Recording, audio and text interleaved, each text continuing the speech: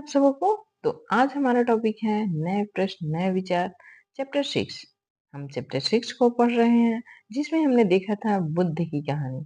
बुद्ध की कहानी, महात्मा बुद्ध के बारे में हमने पढ़ा कि उनका सबसे प्रारंभिक नाम क्या था? सिद्धार्थ। सिद्धार्थ उनका बचपन का नाम था, और जैसे ही उन्हें ज्ञान की प्राप्ति हुई तो उन्हें बुद्ध कहा जाने लगा। और अब हमने पढ़ा कि उन्हें ज्ञान की प्राप्ति कहाँ हुई थी। तो उन्हें ज्ञान की प्राप्ति बिहार के बोध गया नामक स्थान में एक पीपल वृक्ष के नीचे में हुआ था। पीपल वृक्ष के नीचे में उन्हें बहुत दिनों तक तपस्या करने के पश्चात उन्हें ज्ञान की प्राप्ति हुई थी। और यह जो टाइम पीरियड है वो कब है? उनका जन्म लगभग 2500 वर्ष पूर्व हुआ था। उनका जन्म लगभग 2500 पर वो वर्ष पूर्व हुआ था।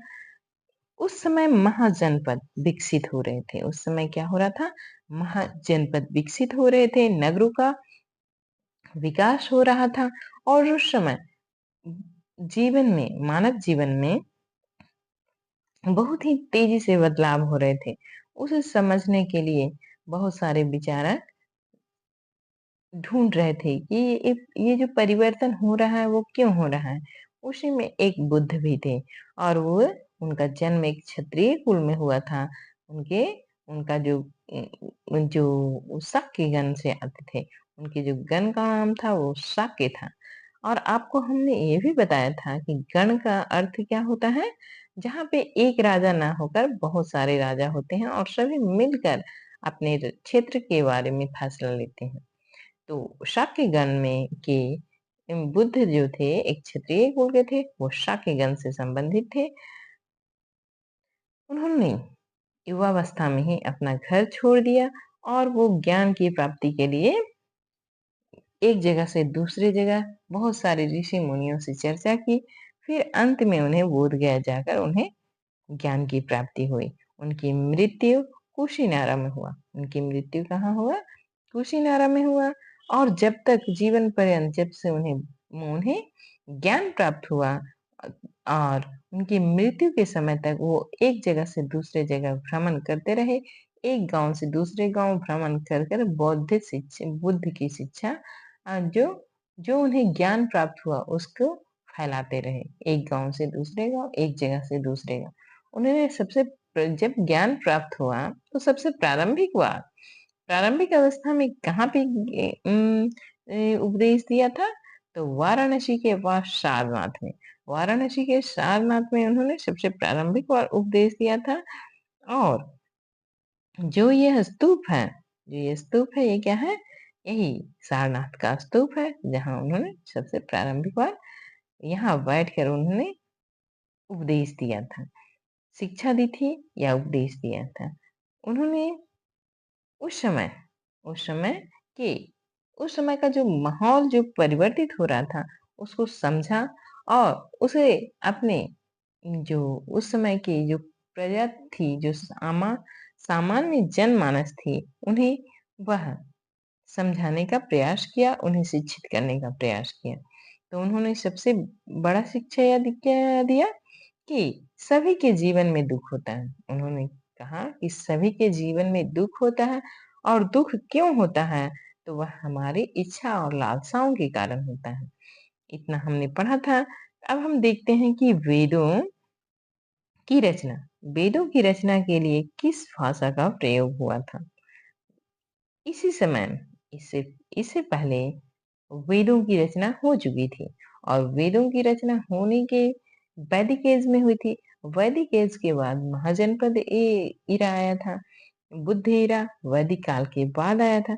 तो बुद्ध ने कहा कि लोग किसी शिक्षा को केवल इसलिए नहीं स्वीकार करें कि यह उनका उपदेश है, बल्कि वो इसे विवेक से मापे और देखें उन्होंने ऐसा किस प्रकार किया।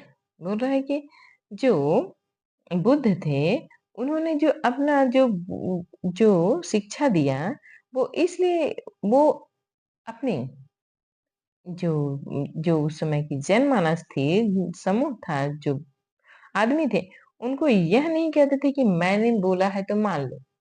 मैंने जो शिक्षा दिया उसे आँख बंद करके मत मानो। उस पे विचार करो कि वो सही है या गलत है।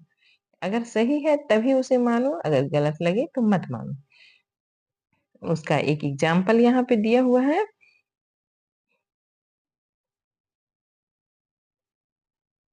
तो आप इसे पढ़िएगा। किसा गौतमी की कहानी। किसा गौतमी।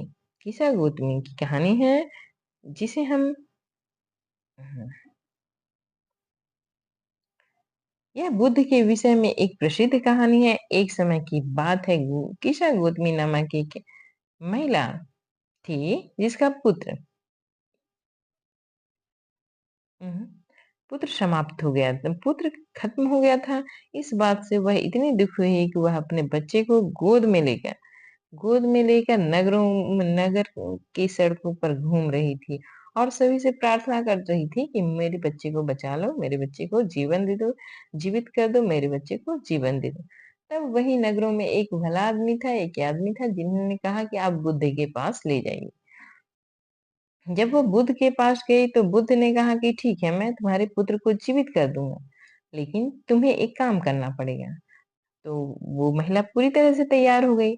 जब महिला को बोला गया कि आप गांव में जाइए, किसी भी गांव में जाइए, कहीं भी जाइए, आप किसी भी घर से एक मुट्ठी सरसों लेकर आ जाइए, लेकिन हाँ, घर वही होना चाहिए जहाँ किसी की भी मृत्यु नहीं हुई हो। तब वो महिला बहुत ही खुश होकर गांव में जाती है और पूछती है, तो हर घर में किसी न किसी लोग की मृत्यु हुई होती है। किसी के यहाँ दादा, किसी के यहाँ नाना, किसी के यहाँ पिता, किसी के यहाँ भाई, किसी के यहाँ बहन, किसी के यहाँ माँ, किसी के यहाँ वह उसे ऐसा कोई घर नहीं मिला जिसमें किसी की भी मृत्यु नहीं हुई है। अंततः वह थक हार कर बुद्ध के पास आई। तब बुद्ध ने उन्हें कहा कि जीवन एक परम सत्य है, सॉरी, मृत्यु एक परम सत्य है और इस पर किसी का वश नहीं है, इस पर किसी का वश नहीं है। अंत में जो किशा गौतमी थी वह यह मान ली कि अब हमारा बेटा जीवित नहीं हो सकता है, अब हमारा बेटा जीवित नहीं हो सकता है। इस प्रकार उन्होंने बुद्ध ने किशा गौतमी को समझाया कि जो बीत गया उससे आगे बढ़िए, जो बीत गया उसे आगे बढ़िए। बुद्ध ने दुखी माँ को क्या शिक्षा देने का प्रयास कर रहे थे? बुद्ध ने दुखी माँ को यही शिक्षा दे रहे थे कि मृत्यु एक परम सत्य है, मतलब एक अंतिम सत्य है। मृत्यु एक अंतिम सत्य है और जो जीवन चला गया वह वापस नहीं आने वाला है। उपनिषद। अब यहाँ देखिए उपनिषद। इस समय बहुत से दूसरे अन्य चिंतक भी दार्शनिक प्रश्नों का उत्तर ढूंढने का प्रयास कर रहे थे, क्योंकि उस समय हमारे जो समाज है बहुत ही हलचल हो रहा था, वहां पे बहुत ही परिवर्तन हो रहा था। फिर से ये दूसरी बार नगरों का विकास हो रहा था, नगरों का विकास हो रहा था। जनपद, एक जनपद दूसरे जनपद को अपने कब्जे में ले रहे थे, अपना जनपद महाजनपद बनने की ओर अग्रसित हो रहे थे। उनमें से कुछ की मृत्यु के बाद जीवन के बारे में, तो उस समय बहुत सारे ऐसे लोग थे जो जानना चाह रहे थे कि क्या यही जीवन का उद्देश्य है, दूसरे को मारना काटना यही जीवन का उद्देश्य है। क्योंकि उस समय हिंसाएं बहुत बढ़ चुकी थी, उस समय हिंसा बहुत ज्यादा बढ़ चुकी थी। तो जो आदमी थे, बहुत लोग सोच रहे थे कि जीवन का उद्देश्य क्या है, जबकि अन्य यज्ञों की उपयोगिता के बारे में जानने को उत्सुक थे। कुछ लोग जानना चाह रहे थे कि जो यज्ञ हो रहा है उसकी क्या उपयोगिता है, कोई जानना चाह रहे थे, जीवन के बारे में जानना चाहते थे। इसमें से अधिकांश चिंतकों का यह मानना था कि वह विश्व में कुछ तो ऐसा है जो अस्थाई है। बहुत सारे चिंतकों का मानना था कि जो हमारा जो धरती है उसमें कुछ तो अस्थाई है, मतलब आदमी आता है मर जाता है, जो भी आता है, पेड़ पौधे हैं, बड़े होते हैं, एक दिन सूख के समाप्त होते हैं। सारे जीव जंतु हैं जो एक न एक दिन समाप्त हो ही जाते हैं। लेकिन कुछ तो ऐसा है जो ये पृथ्वी को संचालित कर रहा है, कुछ भी ऐसा है जो अस्थाई है और जो मृत्यु के बाद भी बचा रहता है। उनका कहना है कि जो कुछ भी है, कुछ तो ऐसा है जो मृत्यु होने के बाद भी बचा रहता है। उन्होंने इसका वर्णन आत्मा तथा ब्रह्म अथवा सार्वभौम आत्मा के रूप में किया। उन्होंने इसकी व्याख्या किस रूप में की? आत्मा या फिर ब्रह्म, आत्मा या ब्रह्म के रूप में, या फिर सार्वभौम आत्मा के रूप में किया। सार्वभौम मतलब सब में व्याप्त आत्मा। वे मानते थे कि अंततः आत्मा तथा ब्रह्म एक ही है। वे मानने लगे कि आत्मा और ब्रह्म एक ही है, और ऐसे कई विचारों का संकलन उपनिषदों में हुआ है। उपनिषद उत्तर वैदिक ग्रंथों का हिस्सा है। उत्तर वैदिक ग्रंथों का, यह कब का उपनिषद जो है वो उत्तर वैदिक ग्रंथों का हिस्सा है। उपनिषद का शाब्दिक अर्थ है गुरु के समीप बैठना। गुरु उपनिषद का मतलब क्या होता है? गुरु के समीप बैठना। इन ग्रंथों में अध्यापकों और विद्यार्थियों के बीच बातचीत का संकलन किया गया है।